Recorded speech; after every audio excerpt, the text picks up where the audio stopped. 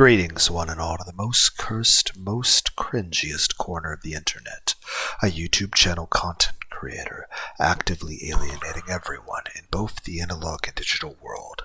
Well, welcome and good evening, wonderful dice of all alignments. I am Lunar D8.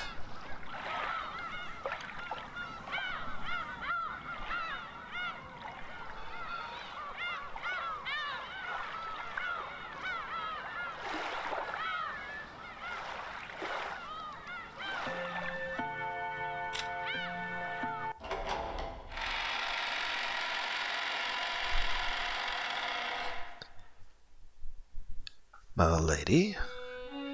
Shannon, be honest with me. Is my hairdo and stuff weird? What are you saying? I think your hair is very beautiful.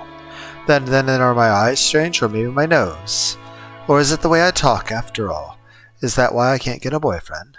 Of course not. My lady, you are wonderful enough as you are. And I think your charm will keep on increasing more and more from now on.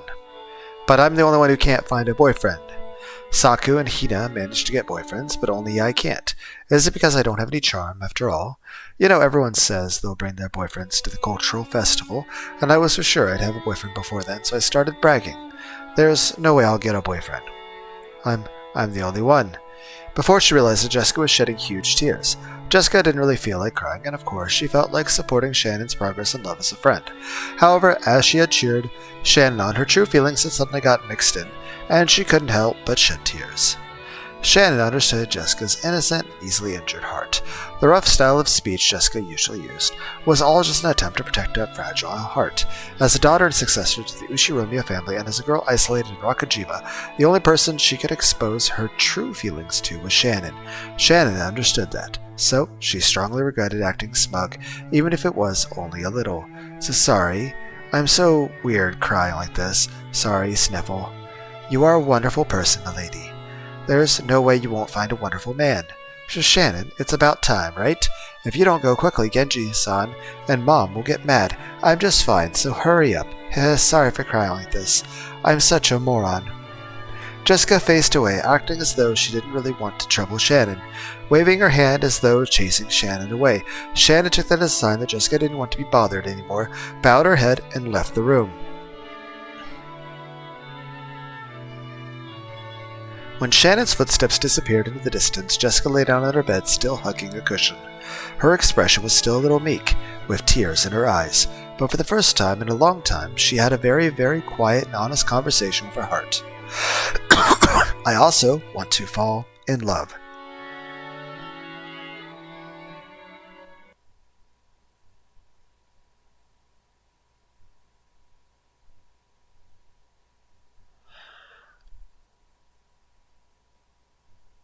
As Shannon happily watered the flower beds in the garden, she sensed someone's presence. She turned around thinking that if it was the family had come to visit, she must greet them.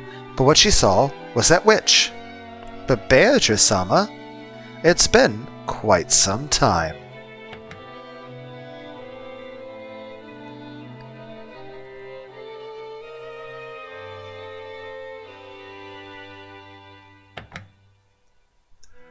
How are you? Has your relationship with the one you love progressed since last we met? As Beatrice sat on the rose arch, she happily blew on her pipe.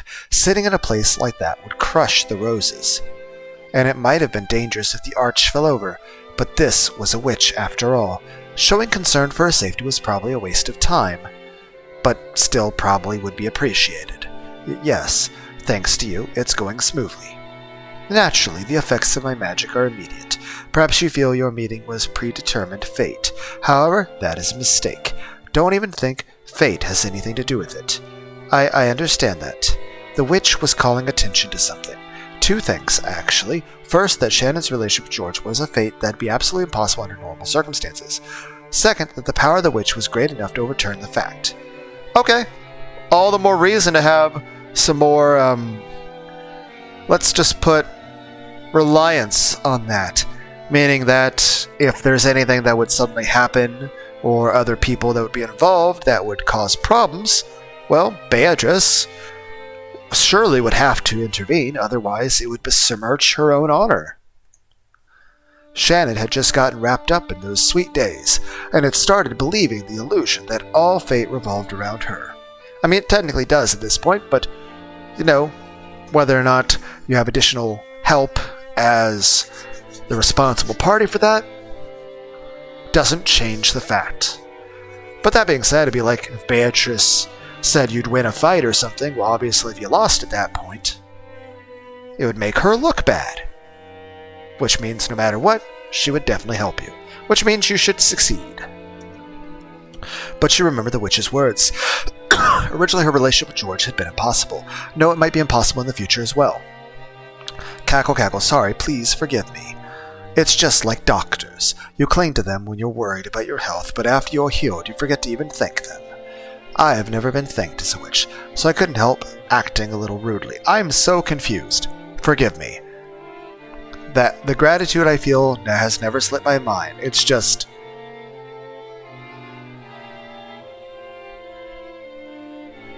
It's thanks to your power that I was able to achieve happiness, Beatrice-sama, and without that power, the fate that brought me and George-sama together would never have happened.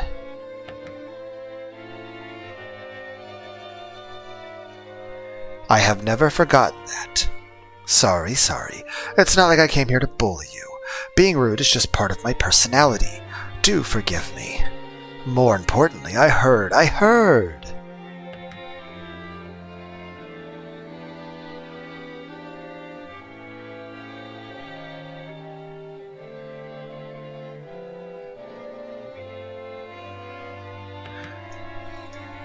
So, you went on a trip alone with him. I imagine it must have been quite fun. But didn't you hear the rest of the story? Or do you want me to repeat it because you would like to, experience the conversation part as more than just an observer? It was very, fun. Or you'd like the opportunity to give your feedback. Shannon's face suddenly lit up. The witch laughed lightly, as though amused by the speed of that transformation. Already the one you care for is more than the object of one-sided love. You are a pair of lovers now. When two people are filled with love, nothing else is needed to establish a complete world. Perhaps you could call that a wonderful ideal world. Even witches would be jealous.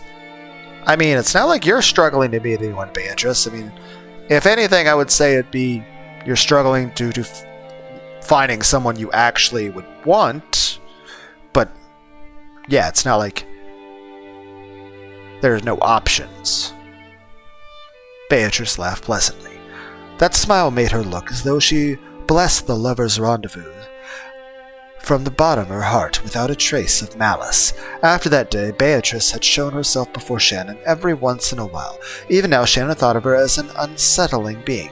However, she was also indebted to this person for the magic that led to her current relationship with George. Here's the thing. Beatrice, no matter what, we are grateful for your help, and we would certainly not want to disrespect you. But I probably don't need to constantly thank you for this, since it's, kind of a quid pro quo. I smashed the mirror, but at the same time, one, I still want to give you thanks anyway. And I would still feel the need that I do need to, but it's still the fact that, you did promise on your honor that you would help me and do this thing for me if I did the thing for you, which I did the thing for you. But no matter what, thank you either way. So Shannon tried with all her might not to act surprised or scared. That's right. Beatrice-sama?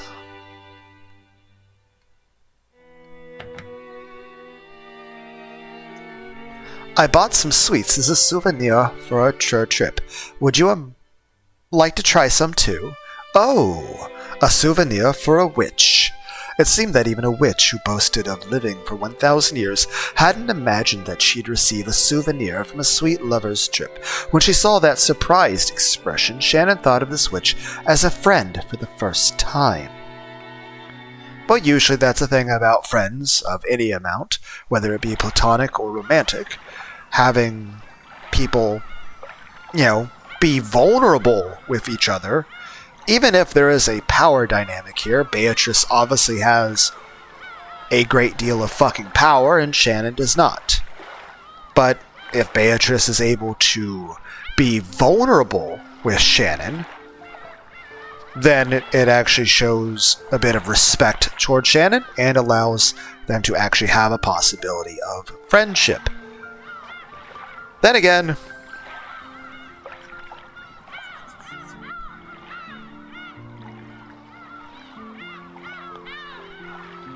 this is assuming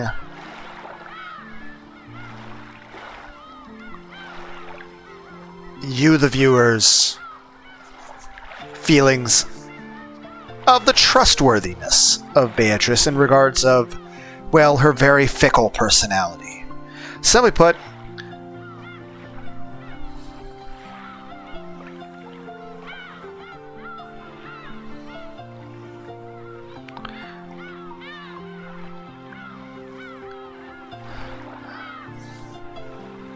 well, you guys know what I mean.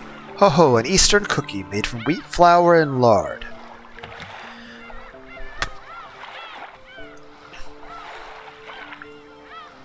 To wrap that in Western chocolate is truly a blending of Japanese and Western styles. The Silk Road of Sweets. What? What is this expression? I think it's the first time I've seen it. Type in the comments if you know what this expression is supposed to mean. Though, I'll give you 10 seconds and, well, however long it takes me to keep rambling. Simply because I don't know if it's going to explain in detail what this expression is, giving away the answer. But, I will say this. I don't know what this expression is looking at it.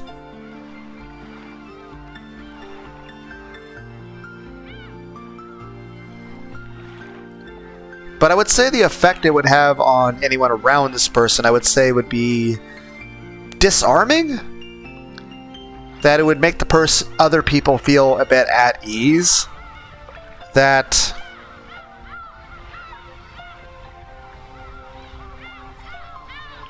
relatable, not dangerous. I don't know.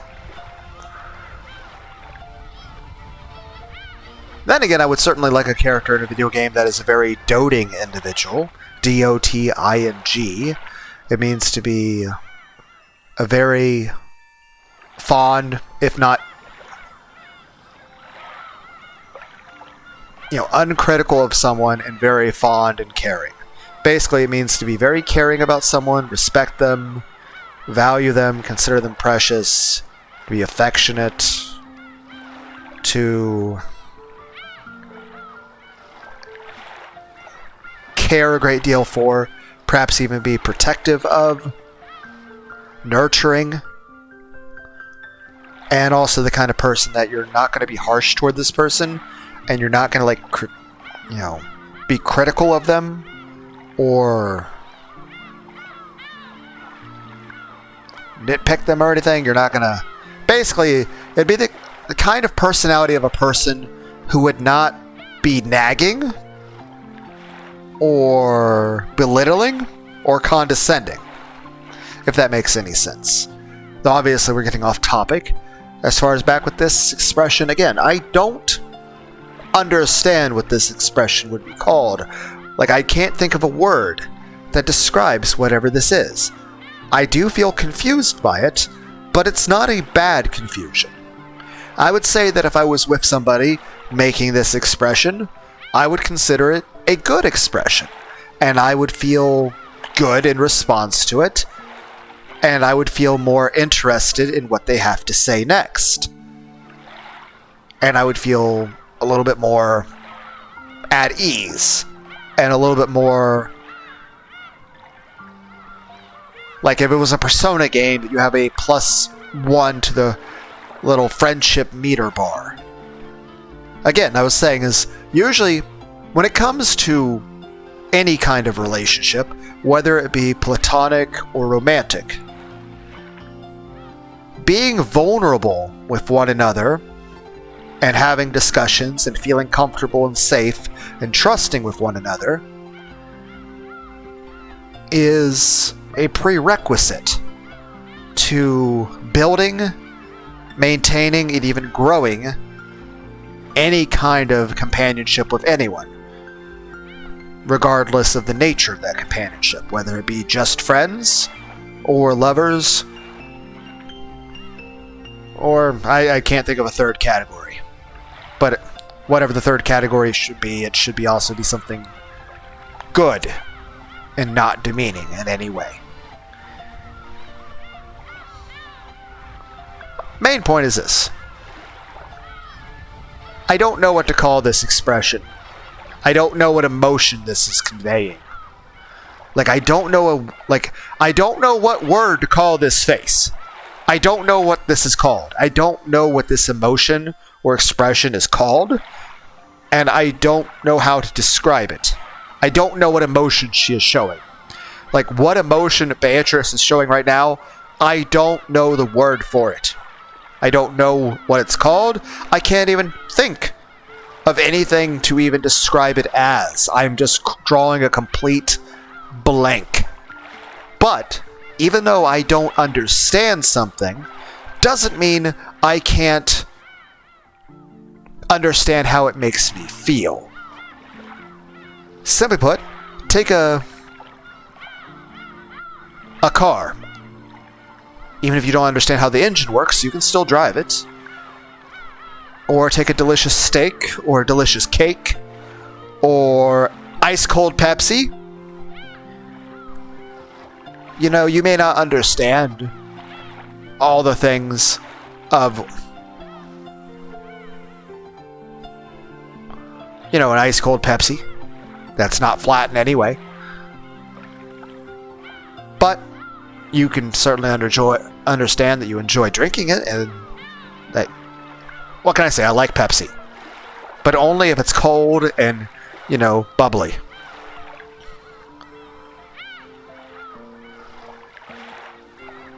But yeah, it's just, like I said, I don't understand what this emotion she is showing is. I don't understand what this expression means. I don't know the word for it. But even though I don't understand what this expression is, I understand how it makes me feel. And it makes me feel, like I said, disarmed. No, that's not the right word, is it?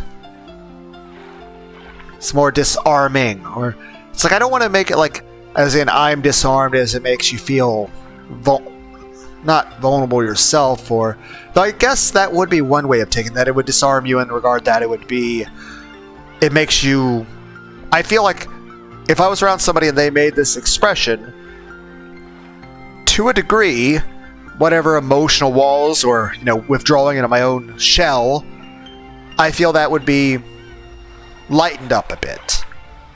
That it would take a few bricks out of the wall that I build around myself, and would cause me to be more relaxed, more open, more verbose, however you fucking say it.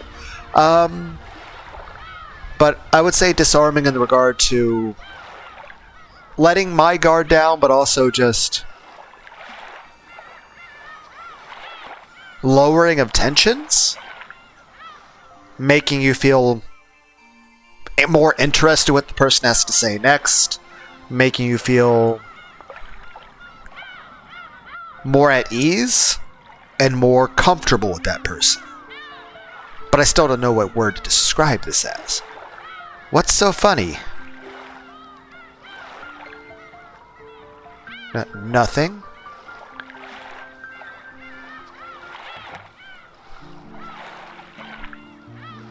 So, is this the look of her being genuinely confused?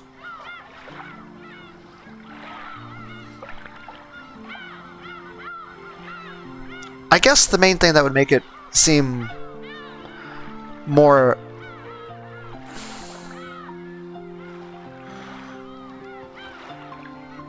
like you can relate to this person is because it makes the person feel more human.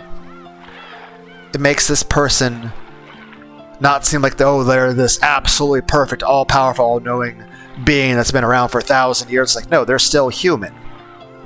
One, they're relatable. They can actually understand the emotions that you feel. They have their own thoughts and feelings, and that also that they're not jaded or depressed from their 1,000 years to the point that they're like numb to life.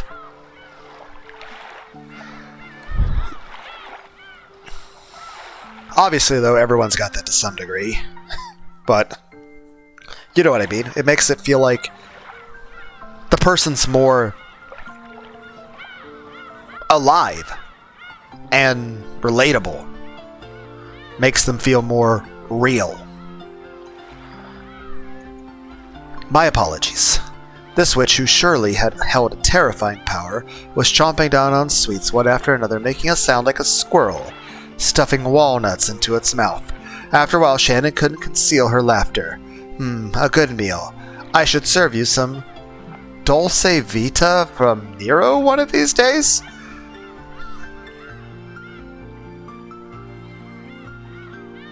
Is that a type of milk?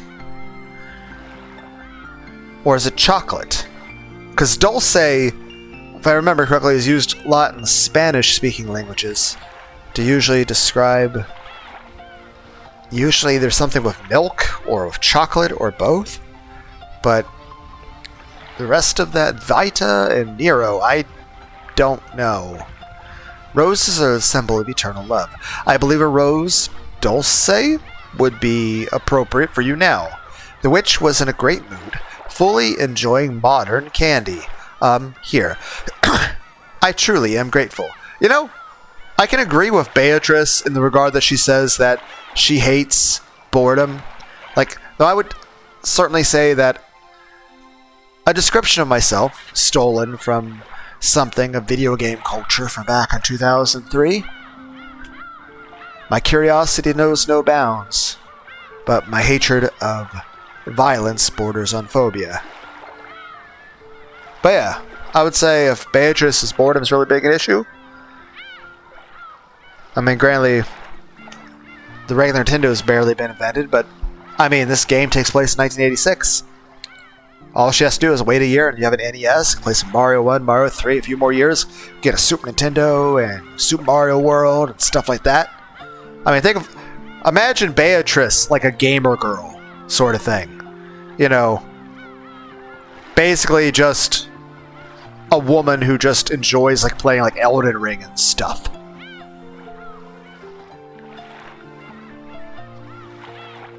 And when I was saying gamer girl, I'm like imagining like the game Data Live. Because I remember that one girl actually has a very similar personality, I think, to Beatrice. The one with the Kurumi or something? I can't remember. She's got like clocks inside her eyes and has guns and stuff. It's very difficult for me to remember. But I know there's scenes in some of those games where she basically just chills and starts playing video games. Though she does start not really showering as much as she should, which that's not good. I like showering a lot. I take like 15 showers in a couple... I take like 15 showers a week and a couple baths a month. So I at least take like 60 showers a month and at least 2 baths. I like smelling clean. I like being clean. And I just like showers.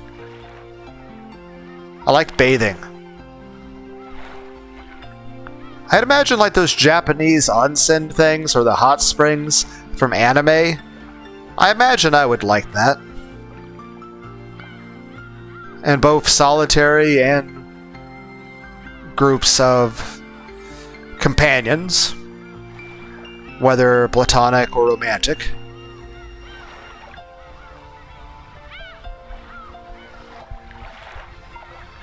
But I'm just saying, water can be nice. I like to shower a lot, though I haven't gone swimming in like a decade. Heck, at one point I was trained at being a lifeguard and can swim like a mile and stuff straight. I probably can't do that anymore, even though I'm probably more buoyant now. I've never had abs or six-pack in my life, and I don't think that'll ever happen.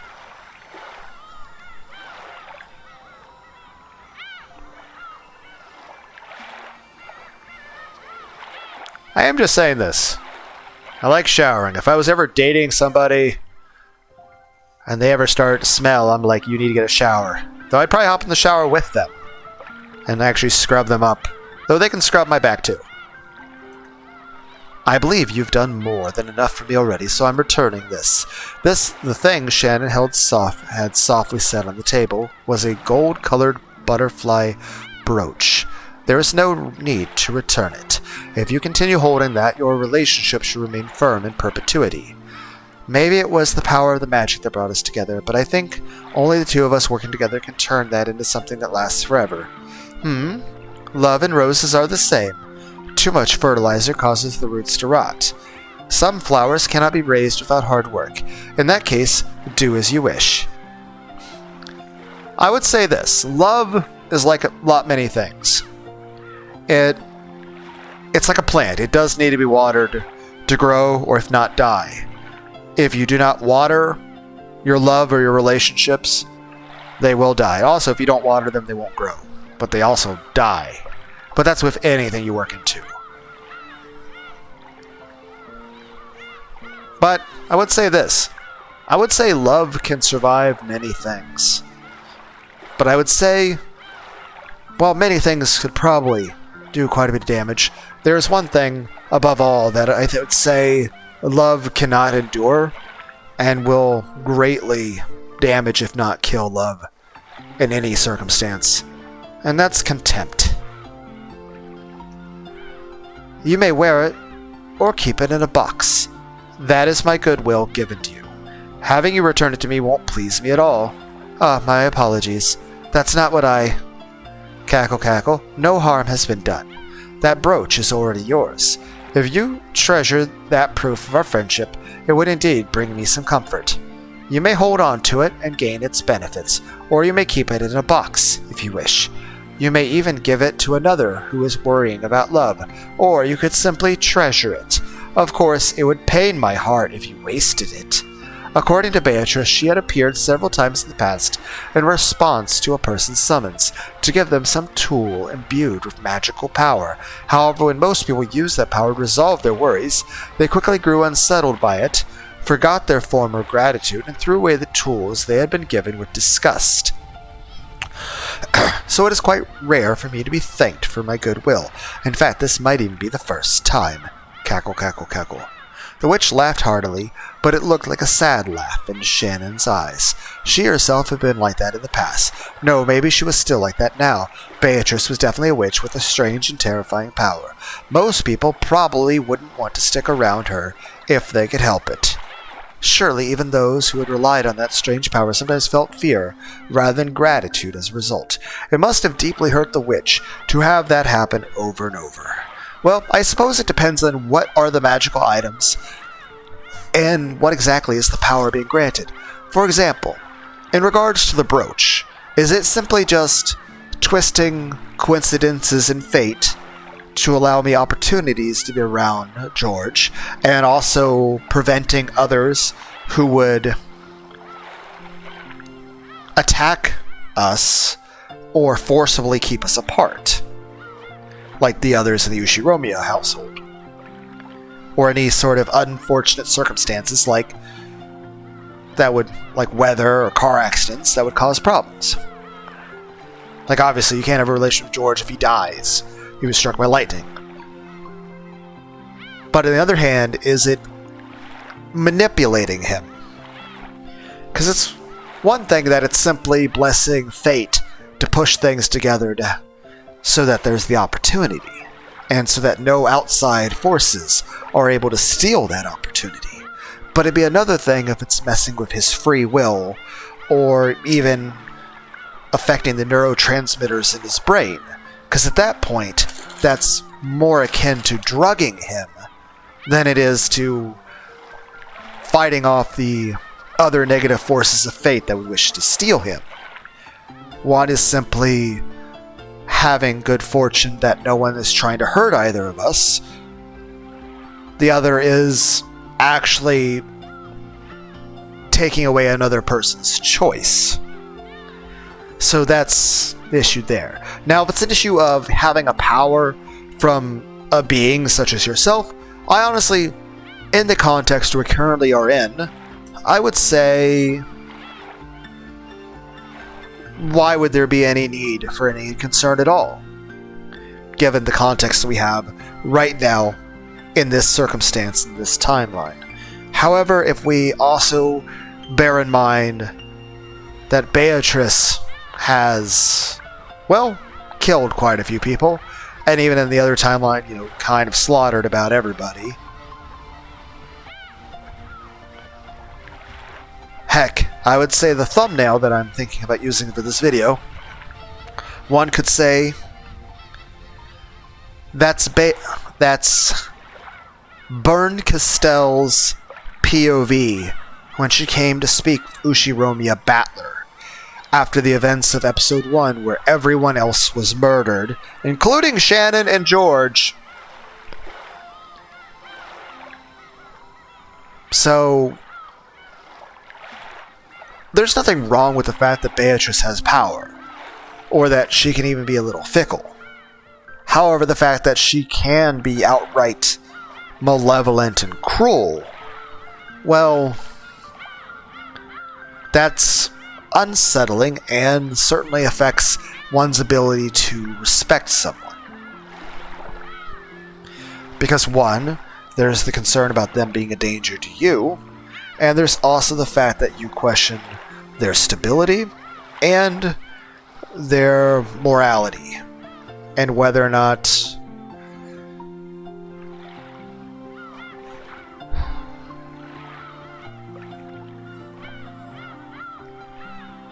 they're a good person or not. Then again, they themselves may question that. Then again, I would say as long as they're still questioning it to some degree, that at least is a good sign. Because I would say there would be a lot of really bad people that would have no remorse whatsoever. So that'd be another thing, the same way as confusion is a way of showing vulnerability in which you can open up to other people. Remorse and feelings like mercy and compassion and kindness, or even just being doting itself. Whether it be, whether you're the person wanting to be doting or be doted upon.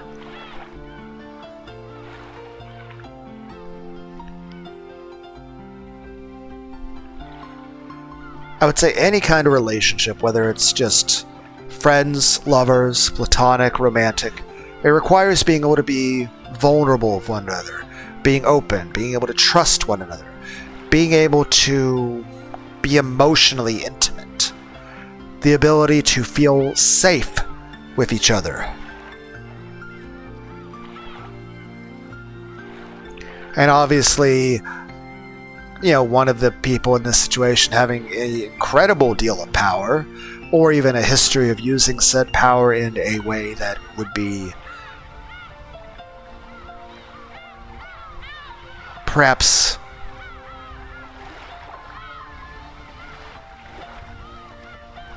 more than a PG-13 rating if it were a movie, certainly throws up some red flags. But everything in moderation and everything in terms of, it's a mix of healthy skepticism and healthy faith. An overabundance of either is not healthy. But you have to have some skepticism of things, and discernment and critical thinking. But you also have to have the ability to have faith and to believe in things and to look at things in the bigger picture.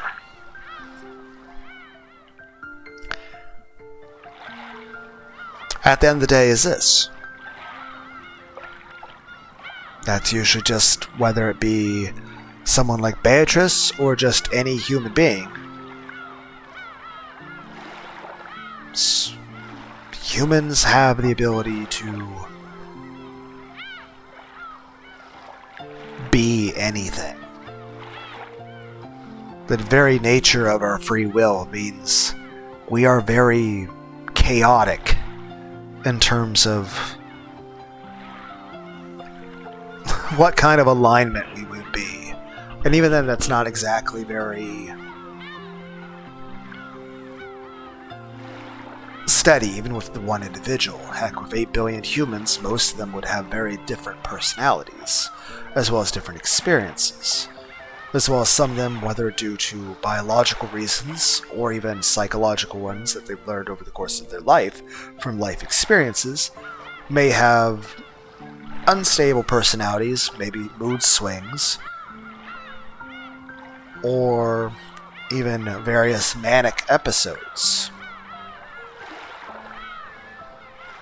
And one could also say that if a being were to live for 1,000 years, one, just the experiences themselves, who's to say what effect that would have on neurochemistry?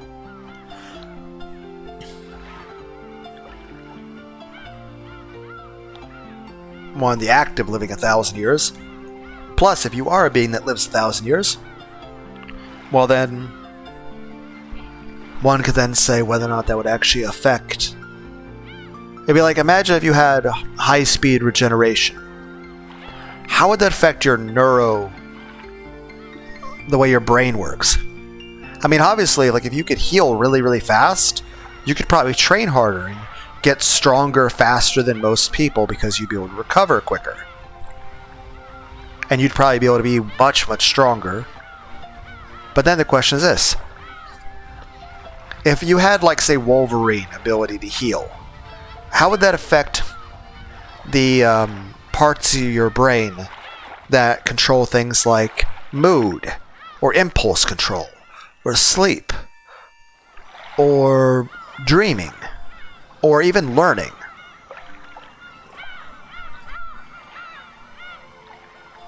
Okay, maybe I'm thinking too much on that. Since the time she had started thinking that way, Shannon had tried to stop being frightened of Beatrice. This was surely something that had tormented the witch for over 1,000 years. Maybe she really liked those sweets.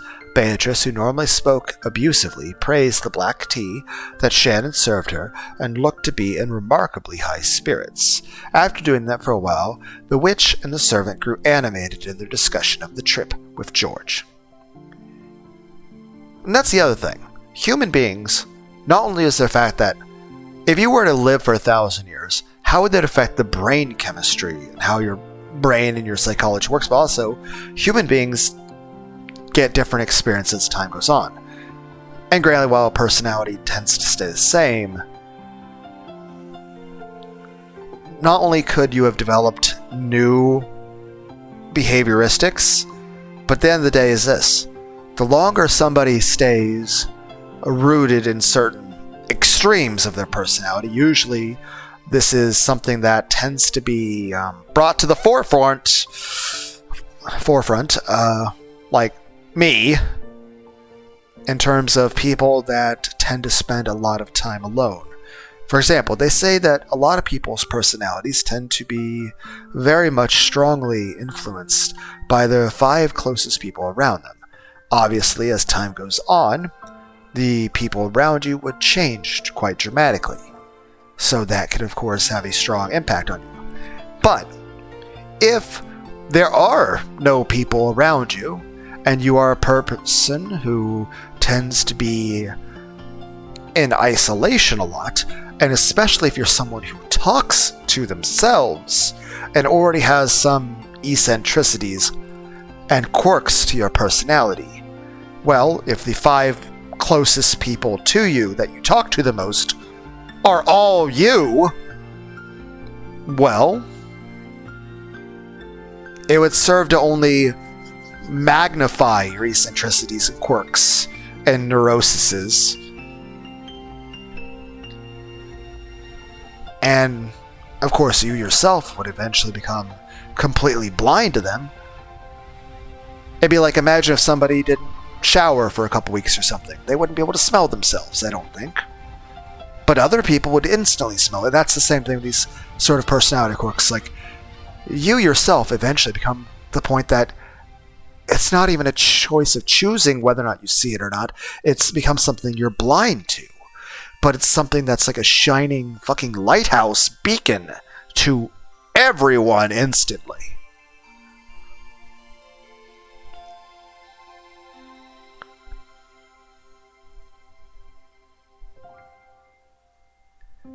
That being said, I can't imagine like why anybody would want to go even a few days without showering. Like my usual day when it comes to work usually tends to be I wake up for work, I take a shower, I go to work. And usually when I get home from work, the first thing I do is hop in the shower.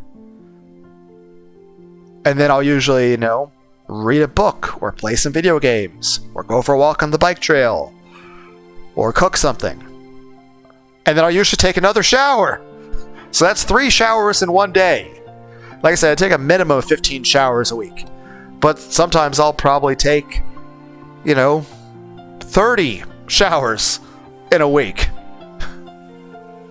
And on, several baths over the course of a month. I like the shower. I like being clean. I like smelling good. Now, granted, I don't choke my house with incense and stuff, but I do occasionally light a candle or have some incense or spray something that smells nice. Now, I can't say I wear much. I wear a tiny bit of cologne and wear a decent amount of deodorant when I go to work. I take a shower before I go to work. What I'll do is I'll hop in the shower, I'll take a shower, and then as soon as I hop out of the shower, put on some deodorant.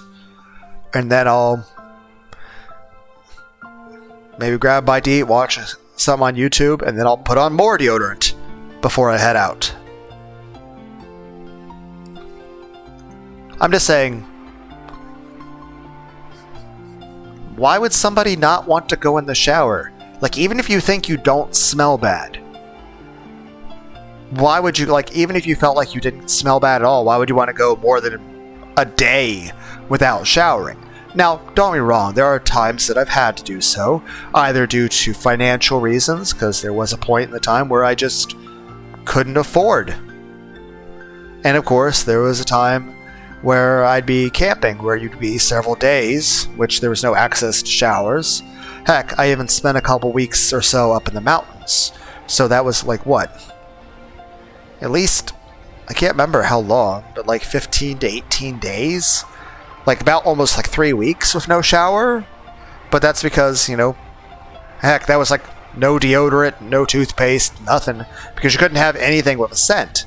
But that's because you're around mountain lions and bears and stuff, so you couldn't have any smells or anything. And also we weren't allowed to leave any trash anywhere in the mountains. Conservation and nature stuff. But everybody smelled bad, so it wasn't just me in that situation. And of course, sometimes at work, I probably smell bad, but I work really hard at work. I do jobs that require a lot of physical labor. And I tend to, especially if I'm on the bike trail, if I just spent 3 hours walking 10 miles or some shit on a fucking bike trail in the middle of 90-degree weather in the sun, I'm gonna smell, but why does it matter if I smell a bit? The only person around is a bunny rabbit. An occasional biker who just probably spends about 5 seconds, just to get within earshot of me. I'm the only person who just walks on the bike trail. Except for occasion I'll see people they'll take their dogs there, but they're usually just at the very start area where that bike trail is. They won't go very far with the puppies. But I'm I'll see lots of people on bikes occasionally, but for the most part I spend most of that time on the bike trail not really seeing other human beings. But I have seen rabbits and other things come by, and birds and butterflies, and sometimes I have to spray myself with the bug spray because the bees will start swarming around me, and I'm no, bees. It's buzzing around my head. I'm no, the spicy sky raisin. But aside from that, there was one time there was just a fucking turtle. Just a big ass fucking tortoise, and I'm looking at him how the fuck did you get here, Mr. Turtle? The thing Shannon actually knew about Beatrice was surprisingly few. First off, she was a ghost-like being who appeared in unexpected places at unexpected times. We're hi there, I am in the fucking shower, Beatrice! I am naked! and it seemed that not everyone could perceive that she was there. Apparently everyone has something called a wavelength. The ability to perceive witches varies greatly among different people. Only Shannon and Cannon could interact with her enough to exchange words like this. There were a few people who could sense her presence, but most couldn't even feel that much. From what Beatrice said, Kraus and his wife in particular had zero magical talent, and no matter how much she followed them around, they would never notice her. Once earlier when Shannon messed up and Natsui got really mad at her, Beatrice had started playing around, hitting Natsui on the head with her pipe. Is that why she has a headache? Her headache's just punishment for being a bitch. I see, Natsui really doesn't notice a thing. But Shannon, watching that, had burst out laughing without thinking, and had gotten scolded even more. Then, what about the master? I hear he's been doing research in magic, so I'm sure he'll be able to notice you, Beatrice-sama. Kinzo is the same. He also has a pitiful lack of magical talent. It's the blood. He has so little talent that I pity him. But he apparently wants to have the talent. As soon as they started talking about Kinzo, it felt like the atmosphere around Beatrice changed. She had spoken about Kraus and the rest's lack of magical talent as though she looked down on them, but she spoke of Kinzo in a different way. Anyone connected to the Ushiromi family would know about Kinzo's legend of the gold. According to that, Kinzo was given the gold after summoning the witch Beatrice. In other words, she must have had some kind of relationship with Kinzo. That was because he succeeded despite having not even a scrap of talent.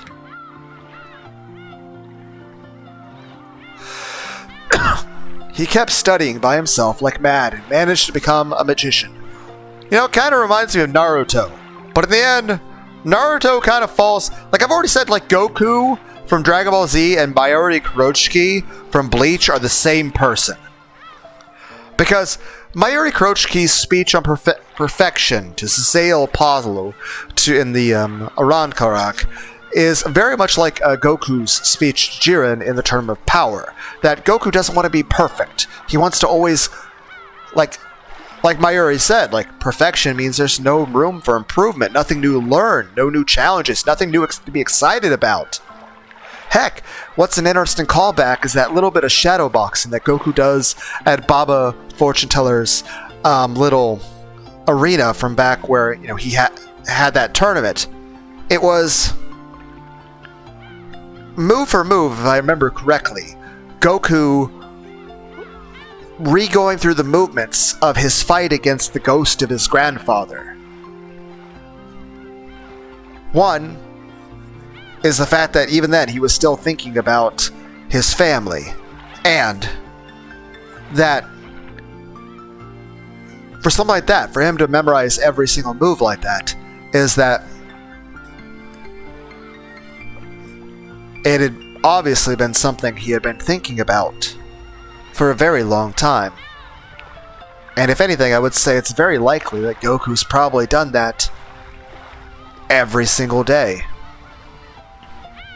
Then again, Dragon Ball did start with Goku sitting in his hut talking to the 4-star Dragon Ball as if it were a person, out of how much he missed his grandpa and was still in a process of grieving and was very sad.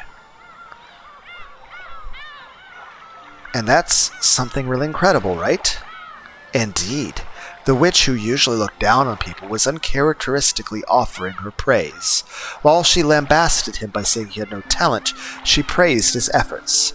And then the master summoned Beatrice-sama with the power of magic? Indeed. Well, I only answered the summons on a whim. After all, in this period where magic has long been denied, here was a man who was without a scrap of talent, yet so desperate to succeed. I thought I'd drop by and poke some fun at him, and that's when my luck ran out. Cackle, cackle, cackle. Her choice of words highlighted how much of a disaster this had been for her. Shannon hesitated over whether it would be safe to continue this discussion, but Beatrice continued on her own, ignoring Shannon. After all, his contract did have a proper format and set of rules. Various procedures were mixed up, but, well, in deference to his enthusiasm, I graciously accepted it. Then I gave him a mountain of gold, and then the master used that gold and succeeded in business and grew his wealth into what it is today. Indeed, his talent in magic was minimal, but it seems he had a knack for business and gambling. Or perhaps it was due to the bravery and madness that led him to risk everything on unreasonable bets. Madness sometimes acts as magical power. I see, if you look at it that way, perhaps it isn't quite fair to say he was completely lacking in magical talent. Cackle, cackle. Though I do feel like Naruto kind of falls flat on his face, because the whole point Neji was like having that fight with Naruto at the start of the series, saying that no one gets to be anything special unless they're like born into it or have some special unique talent. And Naruto's like, no, I'm going to train really hard and prove that you don't have to have special powers in order to, become Hokage. But in the end, the only reason he became Hokage and did everything he did was because of the special powers he was born with. Heck, he was literally the son of the 4th Hokage. So not only was he born for it, but he also had special power. So it kind of like he proves Neji's point. So Shannon felt like she was daydreaming. While everyone on the Ushigoromiya family knew the story of how Kinzo idolized black magic, summoned a witch and received the gold, in actuality it was a rambling that no one believed in. And now Shannon was having this story confirmed by the witch herself. She felt a little flustered by this incredible secret that only she knew. Once Kinzo gained his vast fortune, he could realize every dream that could be satisfied by objects obtainable in the human world, and in the end he searched for the truth of this world. The truth of this world, the single element that makes up the world. Oh, right, I really should have seen what that expression looked like in the original artwork. Well, I doubt we'll ever see it again. Heck, like I said, the thumbnail for this video, because I think I have a good idea what I'm going to use, imagine that being Frederica Berncastel. Or, Rika Furude's point of view as she's looking at Battler. My main point being is this. The ending of episode 1 was not very kind. And I assume all of the question arcs, episodes 2, 3, and 4, and quite possibly the first 3 answer arcs, 5, 6, and 7, will also all end on very much tragedies. And as you can tell from the thumbnail, also brownie points or cookie points, imaginary internet cookies, brownie points to whoever can tell me what the picture's originally from.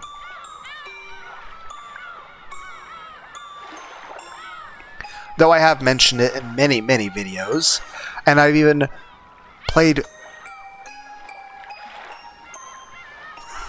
lots of clips of stuff.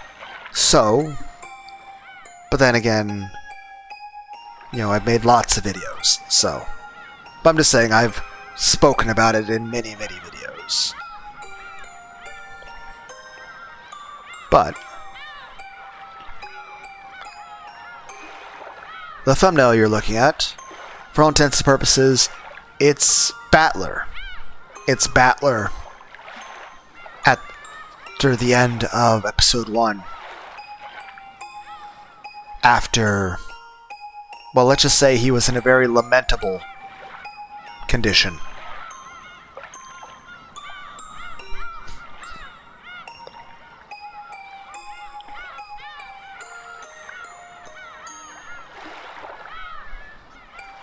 And given the events of that circumstance, Beatrice would certainly be seen as very callous, sadistic, controlling, and if not outright abusive. If not possibly psychotic and very mean-spirited. And perhaps lacking empathy and compassion and mercy. So for someone who was literally talking about Jesus at one point and how love is the most important thing in the world. She certainly is capable of a great deal of hate and malice. The single element that makes up the world. Kinzo had gained everything one could obtain in the human world, searched for that the final and desired humans seek. The single element, she seemed to remember the witch using that word before. When Beatrice saw Shannon trying to remember what that was, she laughed bitterly, waving her hand and saying there was no need to worry. I underestimated Kinzo just a tad.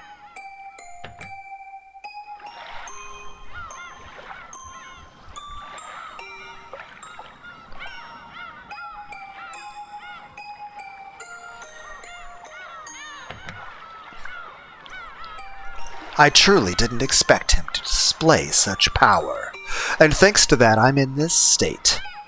I've been sewn in place on this island for several decades now without even a friend to drink tea with. Why?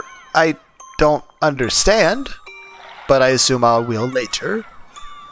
No matter whom I try to talk to, my voice doesn't reach them, and no matter where I go, I cannot do anything. Such boring decades. As she laughed in self-derision, she tapped her teacup with her fingers. It made the light sound of pottery. Shannon didn't know whether the word self-derision was really an accurate expression to describe the look on the witch's face. Shannon didn't understand everything, but she could more or less figure out the situation. And it was probably a topic that she couldn't press the witch on easily, not unless the witch started talking about it herself. To sum up everything she had said up until now, Beatrice, who had been summoned by Kinzo's magic, could not leave this island for some reason, and she had lost her power and her form, living her days in boredom.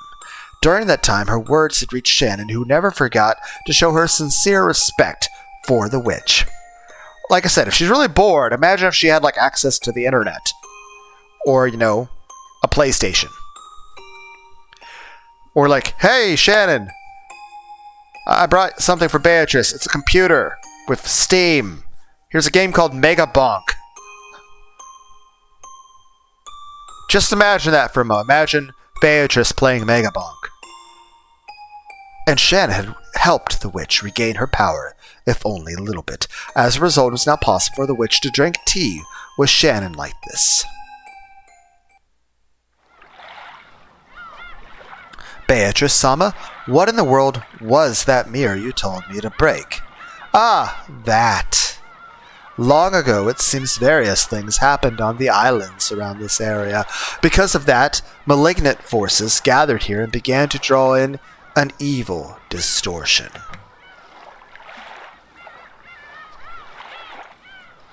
It seems a traveling Eastern magician or something built a shrine for the repose of souls and sealed them in there. That in itself has nothing to do with me, but unfortunately that magical power rested on a different foundation than mine. It created a strong interference with my magic and was extremely bothersome. Is that how it was? And I just assumed it existed only to seal you, Beatrice-sama. I was not its target, but it was a divine mirror. As a result, my power was sealed away. To use food as an example, maybe it would go something like this. Let's say the Western food I ordered is being made in the kitchen. However, when they try to set the table, the air for the guests' seating is in the Japanese style with the Japanese-style dishes, so the kitchen is unable to serve a plate that would be out of place, and no matter how long I wait, my Western food won't arrive. Something like that. So you destroyed that Japanese-style guest seating and returned the area to a blank slate for a time. Thanks to that, the meal I had ordered was finally delivered and my power came back, you could say. However, so far, only the... Okay, that definitely doesn't say appetizer. Aperitif? Aperitif? I don't know what I assume it's some variation of the word appetizer. Has arrived. It will still be quite some time before the main dish. As I am now, I'm even more fragile than a shoe store fairy. Moo? Hey, we get to see the face again. Okay, let's see how it looks in the... Neat. Are we allowed to hug Beatrice? What's so amusing? Nothing. I just thought your metaphor was pretty funny. 1, we're laughing at your joke, and 2, we are just enjoying the fact that you are being vulnerable with us. Because it is actually how friendships or any kind of relationship is capable of existing at all. I never would have thought to use a story about food as a metaphor for magic. I thought it was a rather skillful comparison, but I certainly didn't expect it to be laughed at. You're not being laughed at in a mean-spirited way, Beatrice. It's that 1, I thought it was an intelligence analogy you came up with, but also I found humor in it. If anything, this is intended as a compliment, Beatrice. Now, if my lack of charm or, social skills is making that difficult to come across that way, I apologize for apparently being too autistic. But the point is, I intend what I'm saying as a compliment, and I am enjoying the conversation. Even if the autism makes it hard for me to convey that in a way that other people can understand, because then again, another thing I have is I have a disorganized speech. Whether it's in my talking, or in the way I write, or the type, I tend to have the way I express my thoughts apparently come across as a very jumbled mess to everyone else. That isn't something I have any control over to a large degree. Now, I can try to minimize certain things, but it's actually very difficult and a bit painful to try to control how I organize things.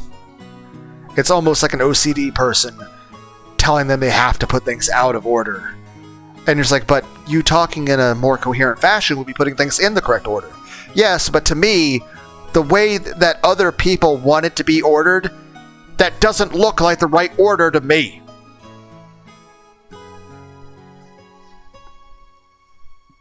So, as much as you're telling me to organize it this different way, because the way you want it organized is the way that you think is logical, it's just the way I'm saying is the way that makes the most sense to me, and it seems the most natural to me. I don't know if I'm conveying my point. I mean, if anything, that's making my point. But hey, I'm a bit offended. A slightly sulky expression rose to the witch's face. It wasn't a strange expression at all to be appearing on the faces of some friends as they enjoyed their tea. Although I may not look it, I was known for doing extremely brutal things in the past. I've gotten soft. Now I can even have a foolish discussion while drinking tea with a human. She was probably talking to herself. As Beatrice gazed at the seabirds, tracing the horizon, she put her tea to her lips again. Well, I wouldn't call that being soft. Being soft means that you're a doormat. Whereas this is more so that you're able to just not be easily offended at just casual conversation, and you have more control over your emotions. Like, obviously, again, both things in moderation. Now, the question is, what's the proper balance? And the answer is, I have no fucking clue. And I'm pretty sure most people would say that the balance that my natural disposition has become, I'd imagine most people would take, very many,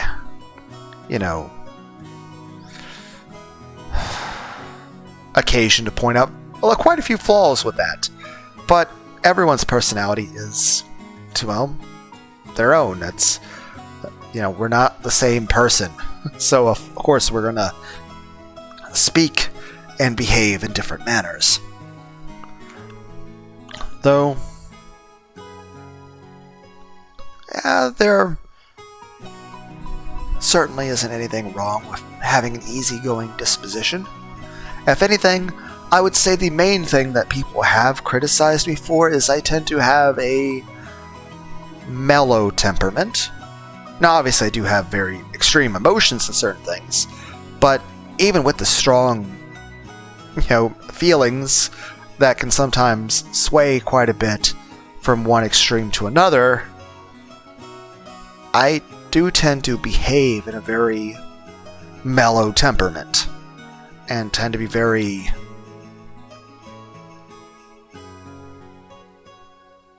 non-aggressive, non-confrontational person. I tend to be... Though I guess the question is, when that gear can change, it is quite the gear change. But, for the most part, I...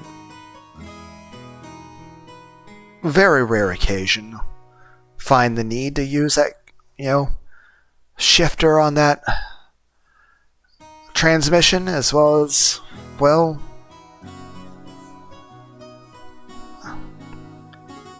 what can I say? I don't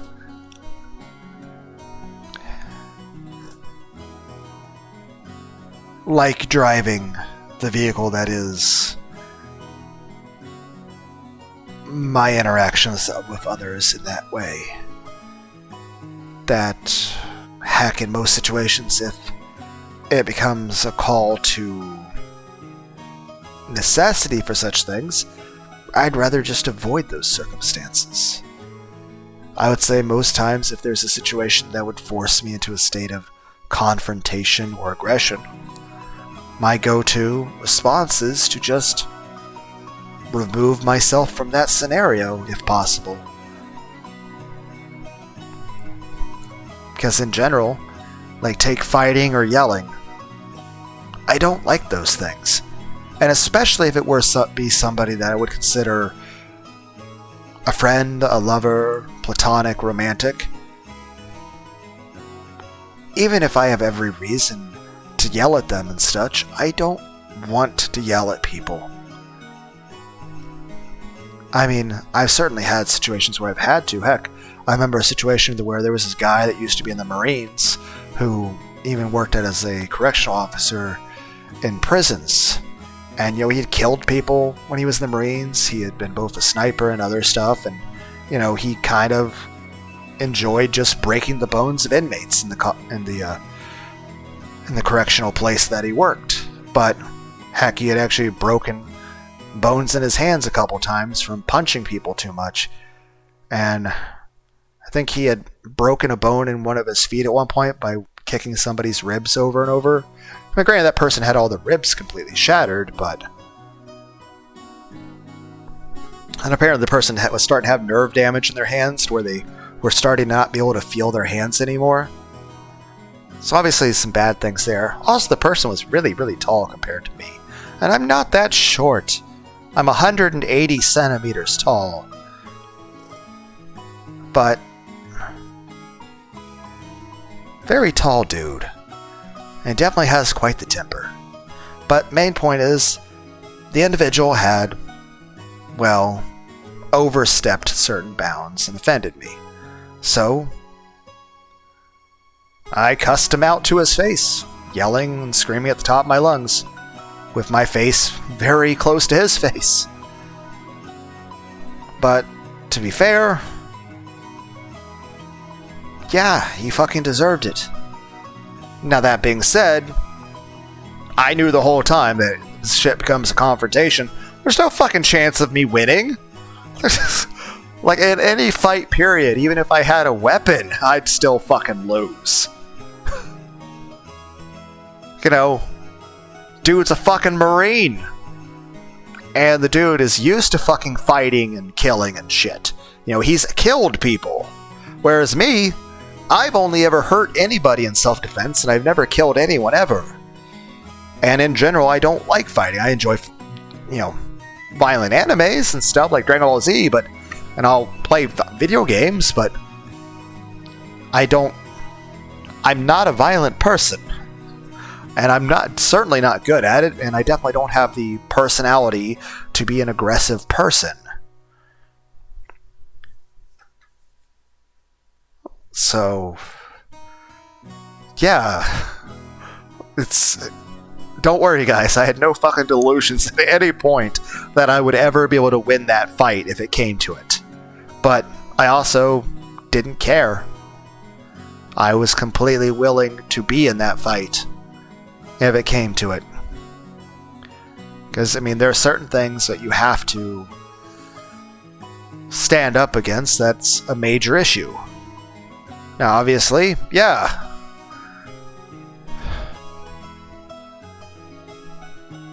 Yeah, there's no fucking chance I would have had of winning that fight. If it became a fight, but also, it's just...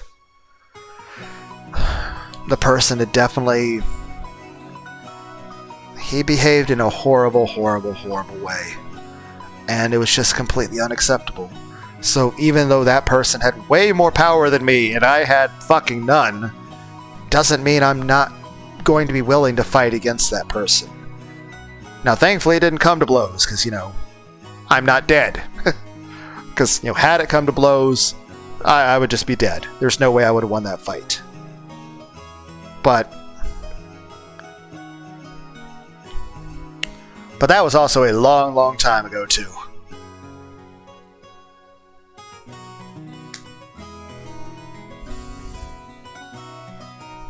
But you guys get the point.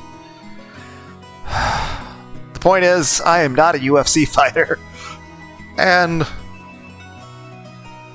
really don't think I'd want to be. I mean, don't get me wrong, I enjoy a punching bag, and I enjoy the idea of, you know, learning martial arts and stuff. But I am definitely not I'm not Bruce Lee or Jackie Chan. And I'm definitely not like, you know, Jackie Chan from a Jackie Chan movie. Heck, I'm pretty sure actual Jackie Chan isn't going to be going, well, I mean, especially now, but even when he was in his prime, heck, even if you had like the fucking Shenron from Dragon Ball Z and gave Jackie Chan eternal youth and he was back in his 20s and shit, there's no way Jackie Chan's going to actually go out and be getting in actual fights with people. Heck, Jackie Chan has said several things that were like, one, he did a trick with those old Chinese fans that look really beautiful, and he's like talking about how expensive and how rare they are and how awesome they are, and he does this little trick, and like one of the tricks, and it's like one of the clips, and it's like, and it looks really awesome. He's like, you see it? You see that and you think, oh, Jackie good. No, Jackie not good. That took 180 takes. And the point he's saying is this: even with all the training and all the natural skill that he has, that scene that you see in the video where he does this awesome move of a Chinese fan, it took him 180 tries just during that filming process. And it's not like it's the first time he ever touched a Chinese fan. You know, he's been doing the martial arts stuff his whole life. He's naturally gifted when it comes to those kinds of skills, and he had certainly been training with stuff like that, trying to do that exact skill, perhaps for years and years and years before that day. And then on the day of the actual filming for that scene that he shows in the clip right before that, that day, that very same day, in the span of one day, it took him 180 plus takes of doing it over and over with the camera rolling before he got one that actually worked out well. And that's him at the height of his skill after years of training. And the point of that is that he's trying to say, hey, don't expect everything to go perfect right off the start. You're going to fail a lot before you succeed. The most important thing is just to stay dedicated, to have discipline, to keep trying. You're going to fail.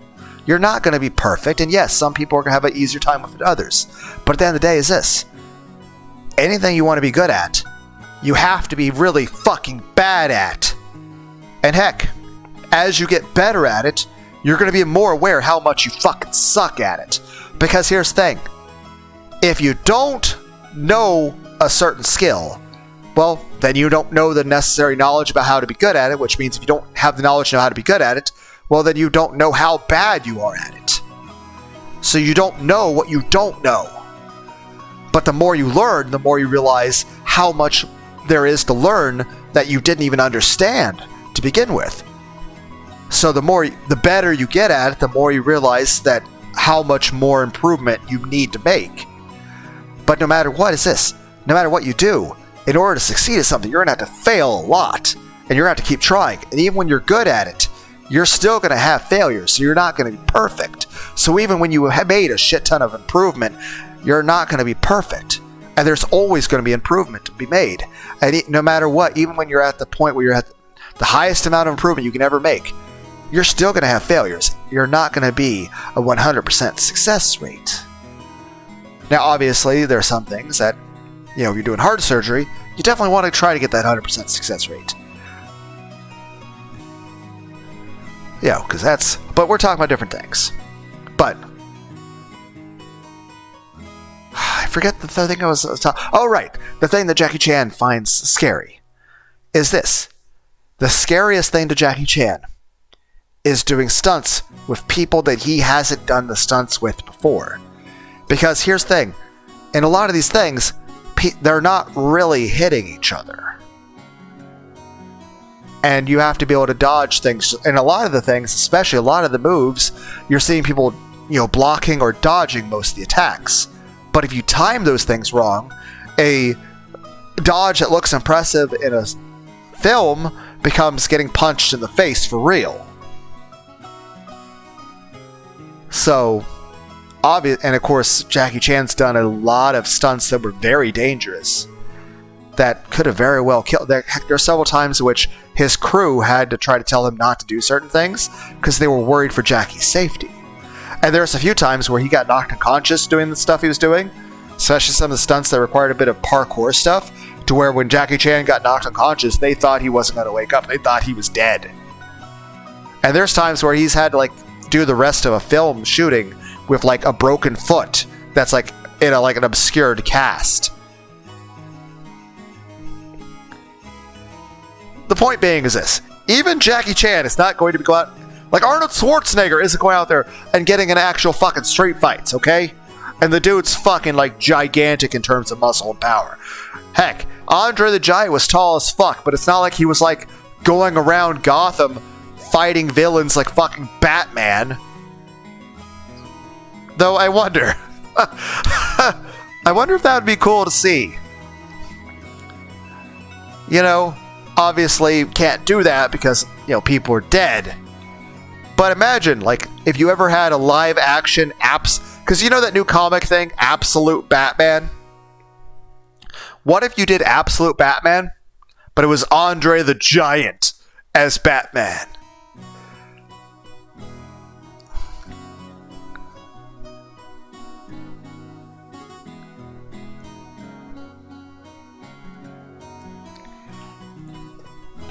I don't know.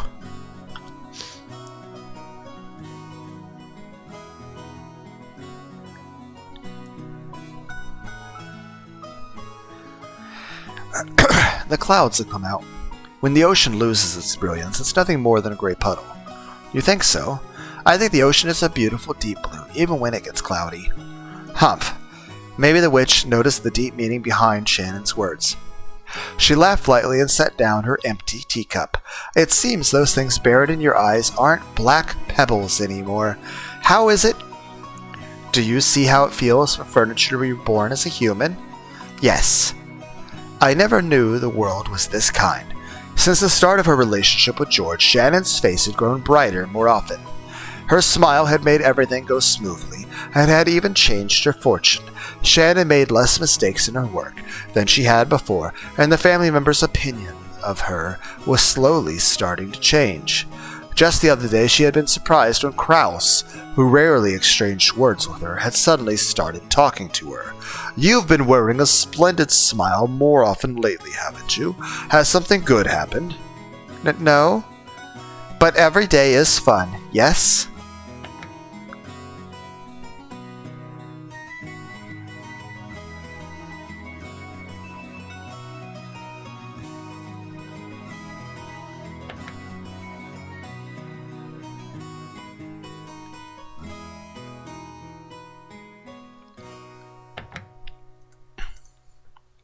Huff. Wonderful. Wunderbar.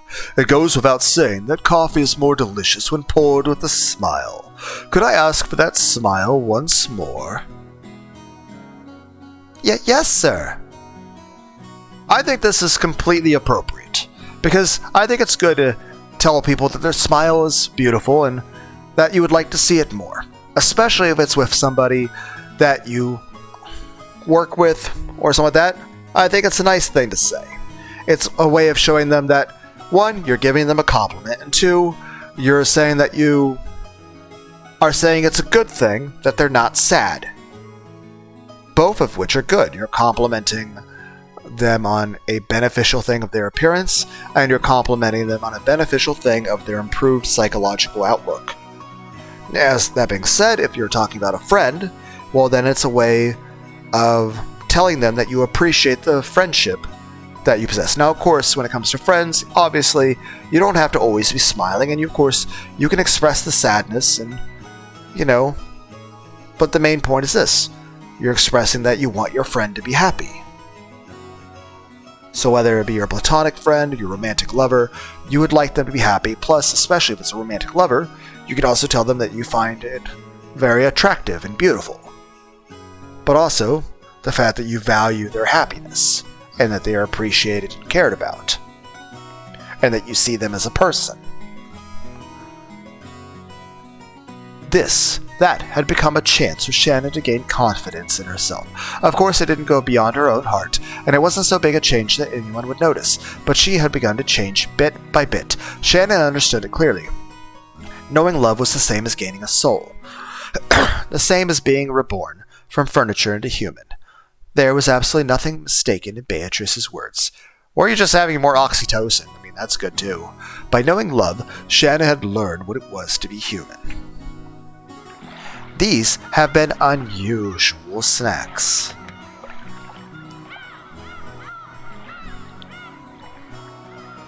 Imagine you're like, hey Beatrice, you want to go watch the Chainsaw Man movie in 3D? We'll get some popcorn and some gummy bears and some M&Ms, Reese's Pieces, and some soda. What Beatrice drank? I know we drank iced tea, like ice cold. We drank tea and stuff, and that tea's good too. But I don't know, do you guys think Beatrice would like ice cold Pepsi or various ice cold sodas? Type Pepsi in chat if you like Pepsi. Not sponsored by Pepsi. I'm just fat. It was time well spent. It's probably about time for you to return to your work, so let us end our tea party now. After all, it seems a certain person doesn't like seeing us drink tea together. Huh? The witch gripped a teaspoon and flipped it with her fingers, sending it up in the air. Is Cannon watching us?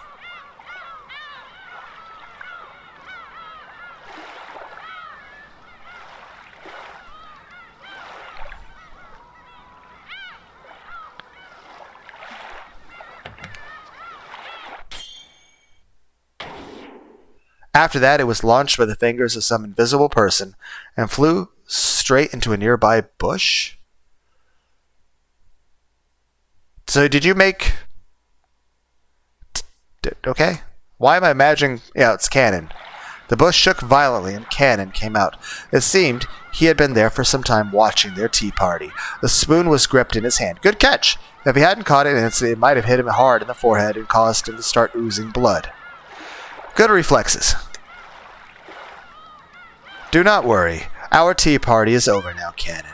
How long were you there? If you had called to us, I'd have poured you some tea too. I imagine that you didn't want to interrupt a pair of women talking, right? Yeah, I think Cannon made the right decision here.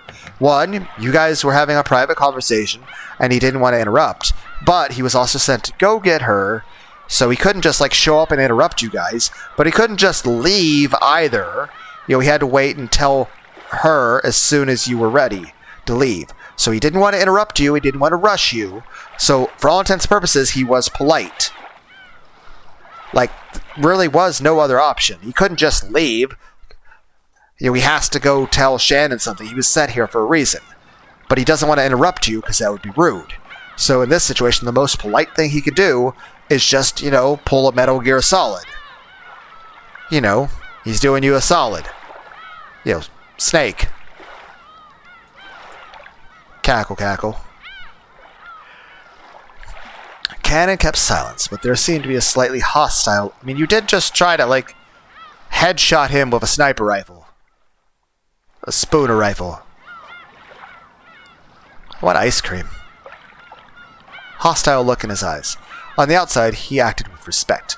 But unlike Shannon, Cannon did not trust the witch. I mean, she did threaten to kill him with a giant flying space whale last time.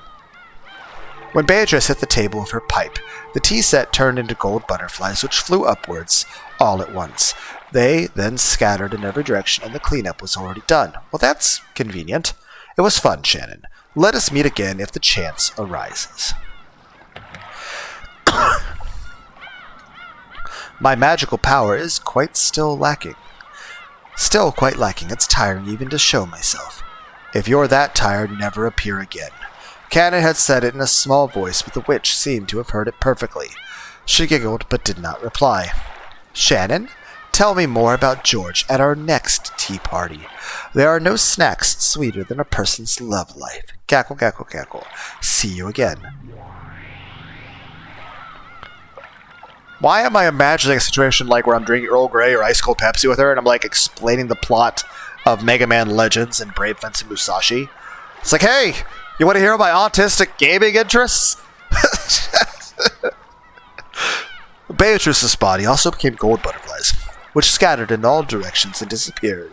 It was a fantastical and beautiful scene, like a blizzard of gold leaf. For a while, Shannon quietly watched the witch's exit. Cannon approached her from behind and spoke with an expression that was drastically different from hers. Nason, didn't I tell you to stay away from her? Beatrice-sama isn't that bad of a person. Yes, she might be a little shady, but the fact that only we can see her is suspicious enough. That thing isn't human. Who knows what she might be planning? Cannon-kun, I think that's a little rude. There was a touch of sternness in Shannon's voice, which was unusual for her. To Cannon, who knew her well, she must have sounded extremely stern. Cannon, looking excessively surprised, considering Shannon's tone, fell silent.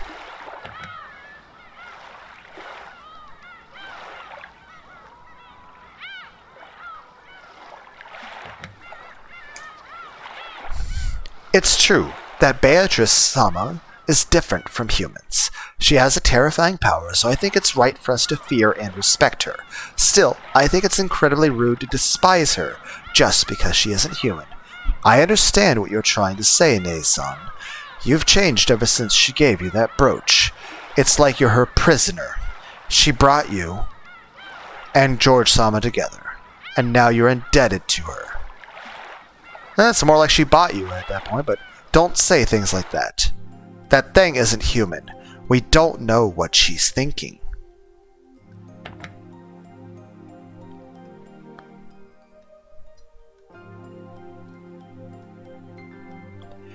A reasonable amount of suspicion is warranted.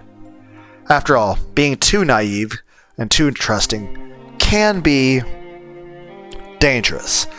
Trust should be earned.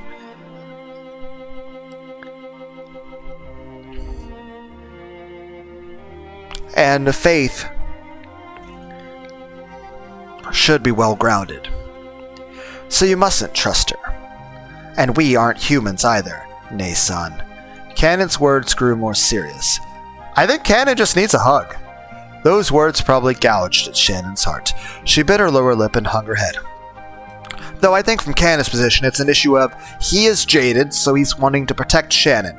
He is jaded and hurt, and he doesn't want Shannon to be hurt. And he sees, from a very pessimistic way, Shannon's prospects of anything working out, and he sees her hope getting up, and he's just thinking to himself, when those hopes are dashed, when those dreams are ruined, how emotionally devastated will Shannon be? And yes, if she's not able to have those hopes, she may never truly be alive, but she also wouldn't die either. She wouldn't have... Because a furniture doesn't live, but a furniture doesn't die. Furniture isn't happy, but it's not sad. He's mainly just very overly scared and worried that she's going to be really, really hurt and devastated. and then when she's crying her eyes out, he won't be able to console her. And he'll just feel useless and like he failed in protecting her. We are furniture. Even if we receive names and are treated as humans, that won't change the manner of our birth. Also, that's really depressing, man. Again, you need... If you guys could, give Canon a hug. I don't know how you're going to do that from the comments section. But you are no longer furniture. Those words Beatrice had given her, which had made her happiest, floated through Shannon's mind. I am not furniture. No, you are furniture. We are less than human. Nay, son, you're just pretending to have forgotten, pretending to be human. You know that as well as I do. I am not furniture. I'm human. No, you aren't. We have never possessed what it takes to be loved or loved. Now, I don't know how this is going to go the next couple sentences, but Shannon, I understand where you're coming from. You're being defensive, and you're trying to stand for yourself. But here's the thing. Canon isn't coming from a place of attacking you. He's not saying you're furniture to belittle you. He's saying it out of his own feeling of being nothing, and also feeling that he would want getting devastated, and also wanting to protect you from being hurt. So the best way to come at this angle is to challenge his own personal belief of himself being furniture, which means the only way you're going to get Canon to agree with you, Shannon, is if you can get Canon to not view himself as furniture. Basically, the only way he's going to be willing to be comfortable enough to not be absolutely terrified for your mental well-being at your life not meeting the expectations that he considers overly high would be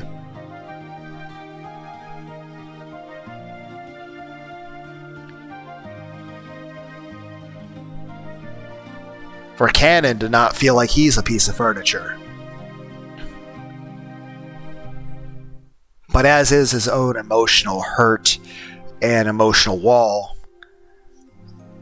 is making that impossible. So I understand the instinct is for you to be defensive on yourself, but really the issue is he's not coming at it from an angle of attacking you. He's coming at it from an angle of he's just expressing his own thoughts in regards to himself. So the best way to handle this would be to challenge his own low self-esteem and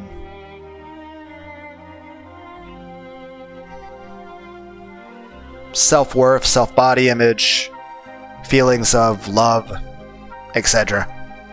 Canon's criticism seemed to have shifted away from Shannon's meetings with the witch. Shannon picked up on that quickly.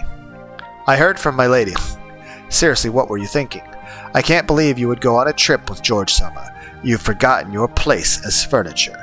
You've just been tempted by that witch, mistakenly believing that you've become human. Listen, Canon-kun, it's true that we're furniture, lesser beings inferior to humans, but if it were possible to make up for what we lack, wouldn't that be the same as becoming human? Such a thing could never happen. No, it could. If we can do that, we won't be furniture anymore. We can become human. Ridiculous. As if you could ever do such a thing. Canon spat those words out, did so weakly, and turned away. Like, are they actually, like, not actual orphans? Are they, like, Beauty and the Beast? Just animated, like, actual furniture?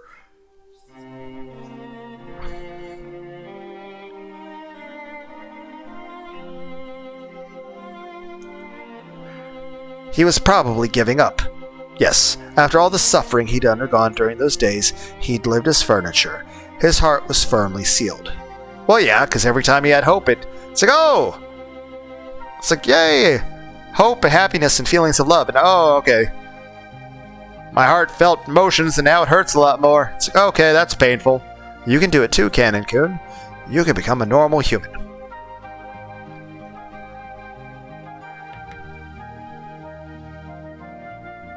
Why am I hearing George Cena saying, "Are you sure about that?" Stop it. That's the witch talking. Yes, Beatrice Sama taught me. By obtaining the single element of this world, we can become human. Or rather, nobody's human if they don't have that. That's why people spend their entire lives trying to gain that single element. I don't understand what you're saying, Ne-san. I don't want to listen to ranting. Then I'll teach it in a way even you can understand. Look, see what I'm pointing at? Your boobies? Why do I feel like I want to say that in a Team 4-star Alucard fucking voice? Boobies? Your milkers? Give me a moment, I'll try to think of something more inappropriate to say. Again, I think the most effective, like, especially see love just sister, like, give him a hug. Just, he needs a hug. He needs to feel like people actually care about him. Shannon quietly pointed at the sea, towards the horizon. Ken didn't understand what she meant, and couldn't do anything except look between the horizon and Shannon's expression, what seemed to be posing a riddle. The sea. Canon-kun, what color does the sea look to you? It was an extremely simple question. For a while, Cannon tried to guess the meaning behind it, but he couldn't think of anything, so he answered obediently. It's a hazy dark gray color. So what? Objectively speaking, the sea laid out beneath a cloudy sky could probably be described best by Cannon's words, but as Shannon closed her eyes and smiled, she shook her head slightly. It looks deep blue to me. Is that what you mean? Like how Japanese people use the word blue to refer to green traffic light? No. The sea is deep blue. If I understand, and you don't, then that's the difference between us. Cannon bit his lower lip, and was silent for a while. I suppose it's the same thing as people saying, oh, just trees and stuff on the side of bike trails, not a big deal. But it's like, me, I find it an enjoyable thing. Like, I enjoy the idea of just sitting and watching the rain, or sitting and watching a river go by. Cannon bit his lower lip and was silent for a while. I don't understand.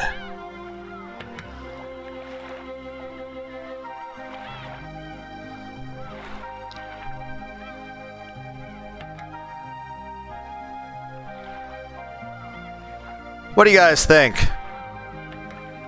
Does Cannon deserve a hug? Does Cannon deserve to be loved? Cannon-kun, would you stick out your hand? As Cannon was taken aback, unable to understand what she was saying, she took his arm and opened the palm of his hand. Shannon softly set something there. It was the magic brooch which she had received from Beatrice, a magic charm shaped like a gold butterfly that could bring love to fruition. This is hers? No, this is mine. So think of it as me, and treat it with respect, okay? Ellipses. After being spoken to like that, he couldn't just throw it away.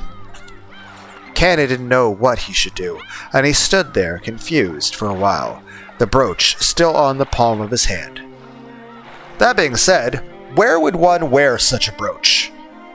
And also, if Cannon were to start wearing such a brooch, I don't know, would he receive negative comments about that? Since, you know, he's a guy.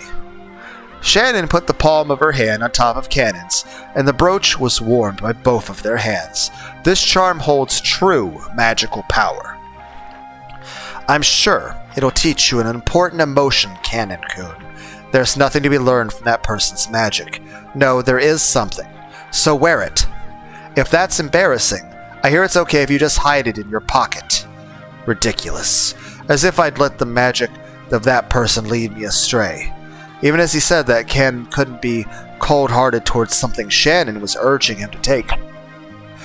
In the end, Cannon took it and agreed reluctantly, saying he'd prove that he wouldn't surrender to the witch's power. Shannon smiled and nodded back. I'm sure you'll be able to learn something important from it. And I'm sure you can become human. And when you do, I'm sure this ocean will look like a beautiful blue to you as well, Cannon-kun. Gray is gray, no matter how many times you look.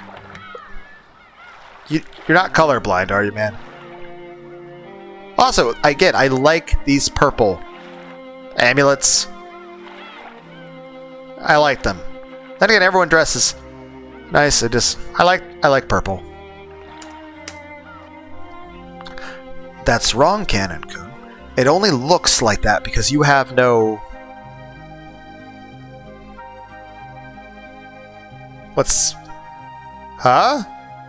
Because of the howling and the wind, he hadn't been able to catch the main point of what she just said. So Shannon said it once more, the single element of the world. She spoke once more of the world where it existed, where the sea was deep blue. I'm sure you'll be able to see a deep blue ocean too. After all, without love it cannot be seen.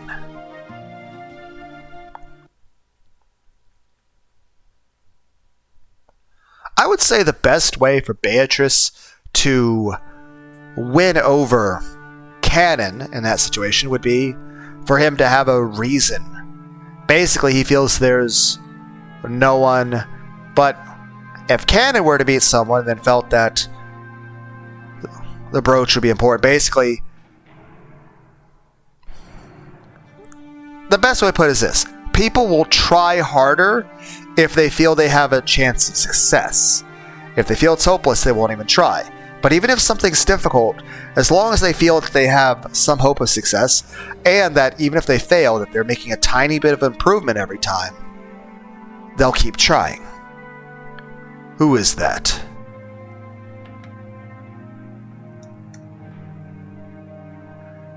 It is Canon, Master. It was rare for Kenzo to leave his study.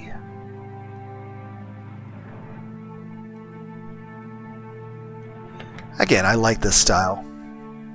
However, the fact that he didn't mean his noble research had been suspended. He may have left the study because of a change in mood, but that didn't mean the thoughts filling his head were any different from those he had while inside the study. Canon knew that no matter what the time, speaking to Kenzo when he didn't want to be spoken to would always disturb his research. It's cloudy out there.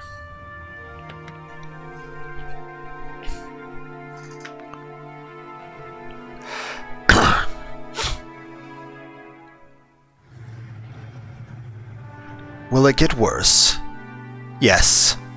According to the weather report, it could rain at any time. Shall I bring an umbrella? It will not come to that.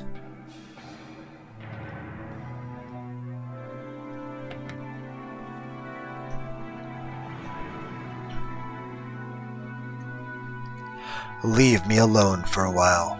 If my children ask, say that you do not know where I am. I am busy, on a journey through my own thoughts. Certainly. Then, if you would excuse me. Before Canon finished bowing, Kenzo had already returned to his own world, having forgotten Canon's presence completely, and once again he began rambling to himself. Amidst those words, the name of that witch popped up many times. Ooh, Beatrice, my hand will not reach your smile. What can I do to revive you? What can I do to make you smile at me once more? What is lacking? My research? My materials? My catalyst? Or is it magical power or luck or an oracle? Oh, Beatrice, what can I do to see your face one more time? Oh. As Canon listened to his master's weeping voice, with his back turned, he turned around just once.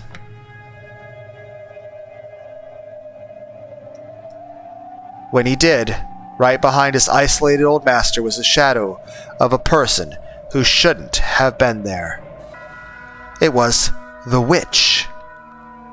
At once, thinking that the witch must be plotting to do Kenzo some harm,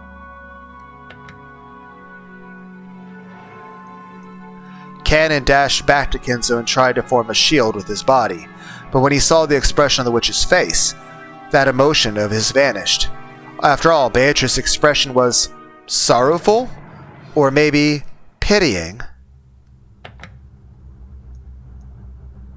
You fool, Kenzo. Can't you see me, even though I am here? Right behind Kenzo as he repeated the witch's name over and over, desiring to reunite with her more than anything else, was the witch herself. And yet Kenzo didn't notice anything.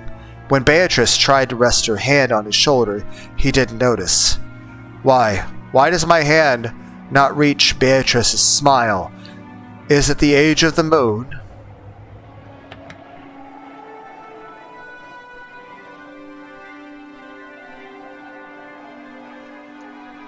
the cycle of the comets, the alignment of the planets. What is lacking? What is? What is? It's useless, Kinzo. Without love, it cannot be seen. Cannon took the brooch he had received from Shannon out of his pocket. By learning something new, would he be able to glimpse something he couldn't see now? Without love, it cannot be seen. He looked at Kinzo's back once more. The witch could no longer be seen there.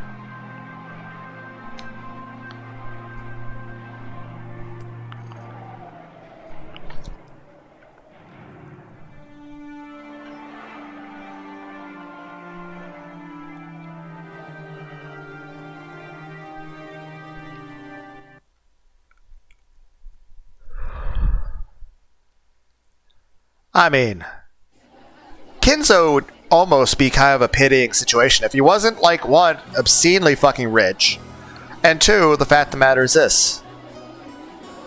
He doesn't really seem to have much love for the rest of his family. I understand they kind of have the issues, but then again, he did kind of raise them as an asshole. The biggest fall event for the Ushiromi family was the family conference in October.